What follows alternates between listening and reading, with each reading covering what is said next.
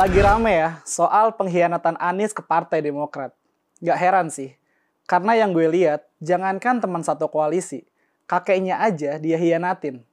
Tapi, sebelum masuk lebih dalam nih, gue mau bahas soal kakeknya Anies Baswedan, yaitu Abdurrahman Baswedan.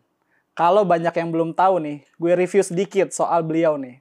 Abdurrahman Baswedan atau yang biasa dipanggil AR Baswedan adalah tokoh yang mendapatkan gelar pahlawan nasional pada 2018 lalu. Gelar pahlawan nasional ini diberikan langsung oleh Presiden Joko Widodo. Karena jasa-jasa beliau nih, yang sudah mempersatukan orang-orang keturunan Arab untuk mendukung kemerdekaan Indonesia.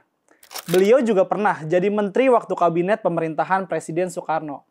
Gue ngebayangin perjuangan para pahlawan kita dulu ya, untuk mempersatukan kekuatan anak bangsa zaman dulu itu pasti nggak mudah. Dulu belum ada WA, IG, TikTok, dan yang lain-lain. Ada koran sih, tapi itu rentan dibredel sama penjajah. Tapi emang susah banget situasi pada saat itu.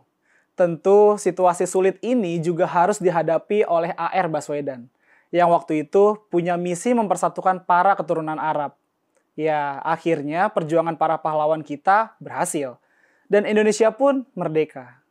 Emang sih, di luar sana para sejarawan masih pro kontra soal peran AR Baswedan ini. Tapi gue lihat nih kenyataannya aja ya. Beliau udah diberikan gelar pahlawan nasional loh sama negara. Jadi statusnya sampai saat ini ya pahlawan nasional. Gue hormatin peran beliau sebagai salah satu orang yang merajut tenun kebangsaan. Dan gue rasa nggak ada salahnya kita berterima kasih atas perjuangan para pahlawan kita. Ya kan? Nah, yang bikin gue nggak habis pikir nih, kok bisa perjuangan AR Baswedan ini dirusak oleh cucunya sendiri demi ambisi berkuasa di Jakarta? Buat yang nggak ngalamin situasi waktu Pilkada Jakarta tahun 2017 lalu nih, gue ceritain lagi, biar kalian pada tahu. Dan yang udah lupa, biar inget lagi. Pilkada DKI harusnya jadi ajang pesta demokrasi warga Jakarta yang berubah situasinya jadi mencekam. Kenapa? Ya karena politik identitas yang dilakukan oleh kubu Anies kepada pendukung Ahok yang waktu itu jadi lawan politik Anies, lu bayangin. Urusan pilkada jadi urusan surga neraka.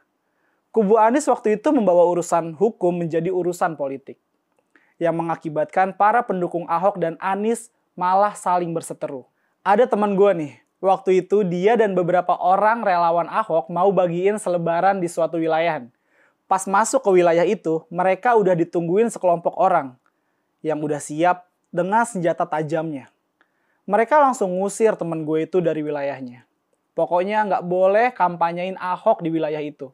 Karena nggak mau terjadi keributan yang parah, akhirnya mereka ngalah dan mutusin untuk cabut dari situ. Mereka cuma bisa ngedumel aja kan.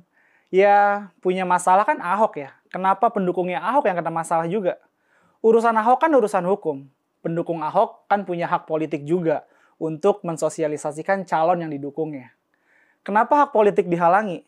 Kalau warga wilayah itu nggak mau pilih Ahok, ya udah nggak apa-apa. Tapi harusnya jangan halangin hak politik kita, ya kan? Dan ternyata cerita modelan begini nih banyak banget. Apalagi nih, sampai akhirnya mereka menemuin fakta bahwa orang-orang intoleran yang menghalangi itu cuma korban brainwash dari para elit kubu Anies. Para elit di kubu Anies itu waktu itu kayaknya emang sengaja ngebuat situasi jadi mencekam. Dan mereka mengompori warga di bawah itu untuk intoleran dan berani berbuat kekerasan sama pendukung lawan. Mungkin supaya para pendukung Ahok ini nggak bisa kampanye. Dan para pendukung Ahok yang dari kaum minoritas nggak berani datang ke TPS buat nyoblos. Nih, kalian simak kelakuan pendukung Anies ya.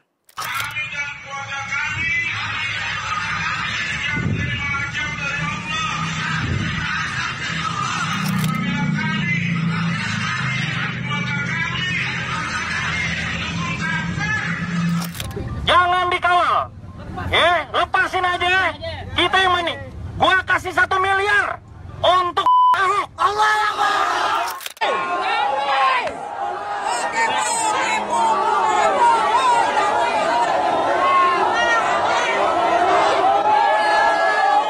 Kalian lihat kan, serem banget waktu itu. Kalian yang identitas politiknya berbeda akan dianggap musuh yang halal darahnya dan wajib diperangin. Parah banget kan? Lalu, di mana Anies saat itu? Nggak tahu. Tapi yang gue lihat nih, nggak ada langkah tegas dari dia. Anies seperti menikmati situasi saat itu. Yang akhirnya bikin dia jadi pemenang. Mungkin dia pikir penting menang dulu. Urusan luka batin nanti tinggal diobatin. Apakah Bapak pikir bisa mengobati luka batin itu dengan sok peduli sama kaum minoritas? Enggak, Pak. Luka itu masih membekas dan masih terasa perih sampai sekarang. Gue sama teman-teman menilai apa yang dilakukan oleh kubu Anies waktu itu adalah sebuah kejahatan demokrasi. Anies pun akhirnya dijadikan simbol politik oleh kaum intoleran itu. Dan untuk terus mengingat kejahatan demokrasi itu, kami julukin Anies sebagai bapak politik identitas. Masih mau kalian jadiin dia capres? Gue sih ogah. Makanya waktu Anies menanggapi survei capres saat ini dan dia bilang, dulu waktu Pilkada Jakarta surveinya juga terendah, tapi akhirnya jadi pemenang. Gue sama teman-teman gue tuh jadi agak parno ya, karena ngelihat flashback situasi mencekam waktu Pilkada Jakarta yang kemarin, dan akhirnya jadi curiga. Jangan-jangan kubu Anies mau pakai cara jahat kayak gitu lagi nih. Kan Anies memang menang dengan cara-cara kayak gitu kan, bahaya banget nih. Kalau cara-cara seperti itu dipakai di skala nasional. Indonesia ini luas bro. Tiap daerah punya budaya beragam dan serta pemeluk agama mayoritas tiap daerah itu berbeda. Kalau Anies mau pakai cara yang sama kayak waktu menang di Jakarta kemarin, bisa perang saudara kita. Amit-amit deh, jangan sampai kejadian itu terulang lagi. Sekitar tahun 2013 atau 2014, Anies pernah mau coba nyapres lewat konvensi Partai Demokrat. Tapi saat itu nggak tahu tuh kelanjutannya gimana. Soalnya, suara Partai Demokrat waktu itu kan jatuh turun banget ya. Lalu Anies bergabung menjadi tim ses Pak Jokowi. Waktu itu dia banyak bicara soal tenun kebangsaan. Gue sempet kagum nih sama dia waktu itu. Gue lihat dia sebagai tokoh muda yang pinter. Terus ternyata, tapi sekarang baru ketahuan nih. Kalau dia cuma pinter ngomong doang. Tapi still a big question ya buat gue sih. Kok bisa sih dia robek tenun kebangsaan itu sendiri dengan menggaungkan apa yang dia kontrakan pada saat itu. Dan dia tega menghancurkan persatuan bangsa yang juga diperjuangkan oleh kakeknya.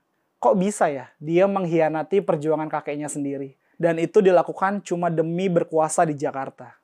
Aduh, Anda durhaka sekali Pak. Oke, gue ngajak kalian nih buat terutama anak muda kayak gue nih. Yuk, jadiin pemilu mendatang menjadi sebuah pesta demokrasi. Jangan sampai pesta demokrasi ini malah jadi derita demokrasi.